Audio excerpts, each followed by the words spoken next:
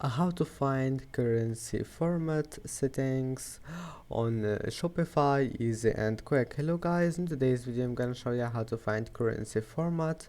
First open your browser and then click on your profile here and top corner and click manage account, and after that just scroll until you find preferred language, and here you will find this one, click on it, and here we'll find region. Now select your region or anything you want here, and your currency format will be changed, and that's it. Then just click down, and also time and date, it will be changed.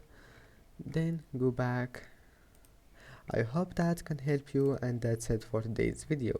If you like this video, please don't forget to like and don't forget to subscribe, and see you in the next video.